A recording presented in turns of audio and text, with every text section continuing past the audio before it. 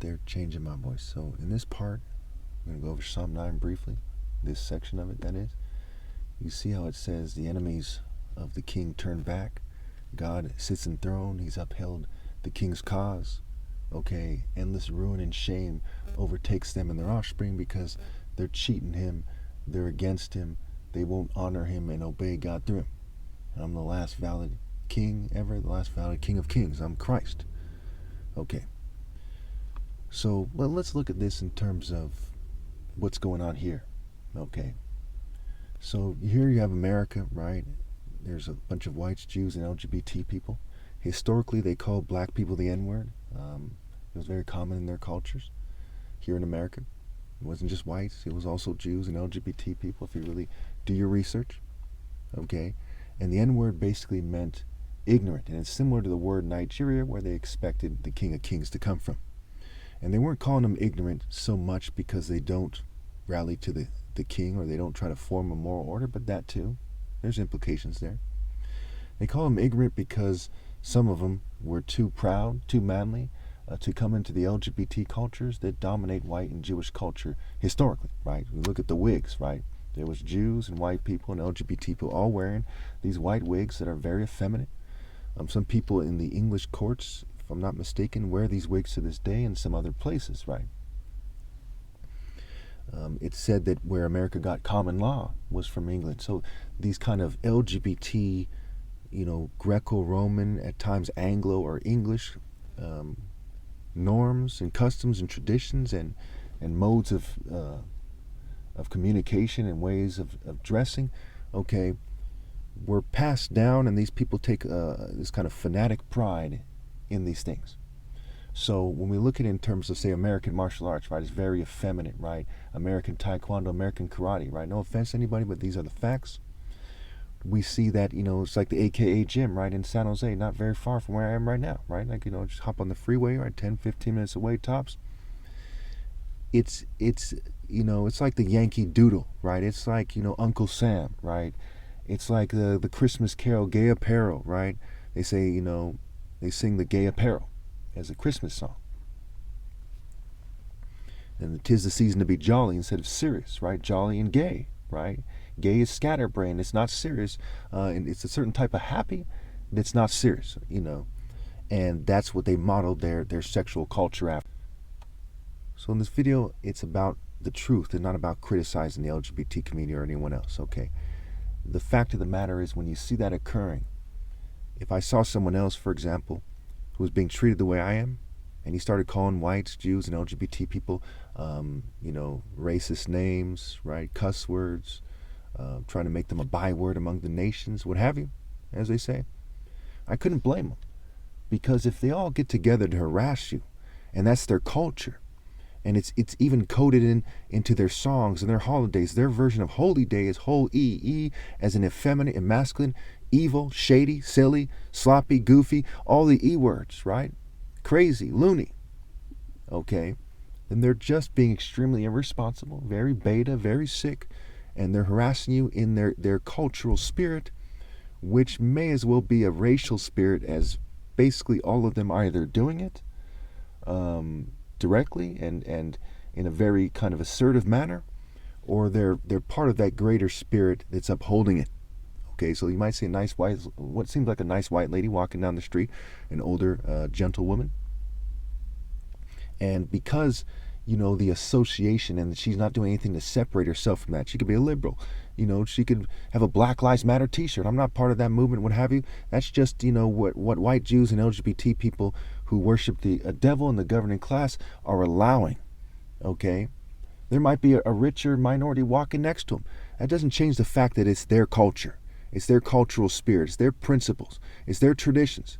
So when we look at, Mark 7, where Jesus is saying, as a character in the story, that mere human rules, customs, and traditions are adverse to God, okay, that you must put God first. We see in 1 John 2:15, James 4:4, okay, the human rules, customs, and traditions that are forced on people the most are the most adversarial to God's, they're the biggest adversary in regards to their spirit, okay.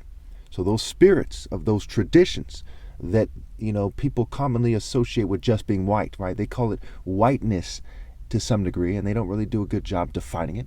Okay, those spirits are harassing me, okay, through the people and through the cultures of the people, and some of them are very assertive. They're fuming me, they're covertly drugging me, okay, and these people are not manning up and being responsible, so they're fleeing from their responsibility. They're not Christ. They've given into whiteness, or they're a gang member who's given into the immoral response to whiteness.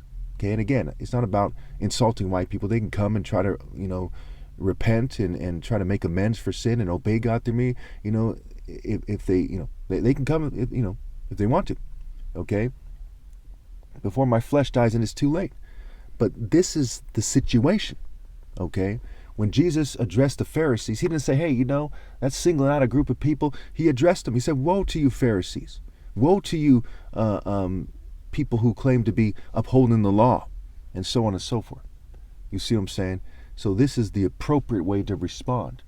Now, when they're fuming you and poisoning you, if somebody starts calling them names, or somebody assaults somebody because of that whiteness, okay, you got to look at what were they doing before, what were they doing during, and what are they doing afterwards, right? Now, again, I don't approve of people, assaulting people. Some of these Asian people seem like, nicer old ladies, what have you. Some of the nicer seeming people in society being assaulted by people, sometimes black people. Okay, I don't approve of it. But we got to ask ourselves, what's going on here, right? What are the cultural norms that created this? What is the cultivative cycle that's created this? What is going on there? What's going on there is the main enemy cultures of God, okay, are collaborating to get black people who they label as the most disruptive group, as the most quote-unquote ignorant group, because they're not assimilated into what they argue is a superior culture. They're fairy, LGBT, Judeo-white spirit, right? And all the group, even surfers, or every group you can think of that can be labeled Judeo-white or LGBT is in that spirit in some form or fashion, right? Okay, so what's going on is those guys have gone after these people. They've sabotaged them for generations. They dumped the drugs there. It's in the food, it's in the water, it's in the air. How much do you drug a group of people, right? How much do you need to drug a group of people before it's your responsibility, before it's your bad, before it's your fault that people are being assaulted? So we see this disgraceful refusal to address the underlying cause that has been the underlying cause for generations. So they're not manning up. When you say you're white or Jewish or LGBT, they're not manning up and obeying God through me. So they're fleeing away. They're running away from their responsibility. They could all, a 5-year-old white kid could stand up next to me, right? Stand up and say, I'm facing you right now. And they're still fleeing. You see what I'm saying? A big bodybuilder could stand up and say, well, I'm going to fight you right now. They're fleeing. I'm not here to fight anybody on the street for no reason, just because someone wants to feel like a man. Okay? It is a moral struggle. It's in principle. Ver in virtue means man. Okay? There's no knucklehead in virtue. There's no cage fighter. There's no psychotic little kid. Racist is not in the word. The word racist is not in the word virtue. The word ver is in the word virtue. Okay? To be a man, you have to be virtuous. The essence of the word virtue for a man, okay, is being a man who's virtuous. Okay? Virtue from God. And so when we look at this thing as they're making it harder for me to speak, which is what they did historically too, covert drugging has been going on all throughout American history. Look up, there was some kind of a book that was written for black people about what restaurants they can go to and what restaurants they can't go to, where they're going to be poisoned and where they're not going to be poisoned. Okay?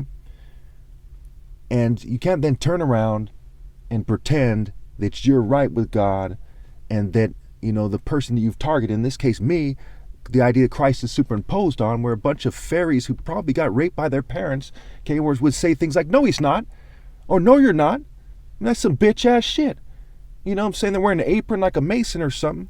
They're one of these kids that got molested in a church or something, and they're acting like a complete homosexual, which disqualifies them from having any insight into the Spirit of God.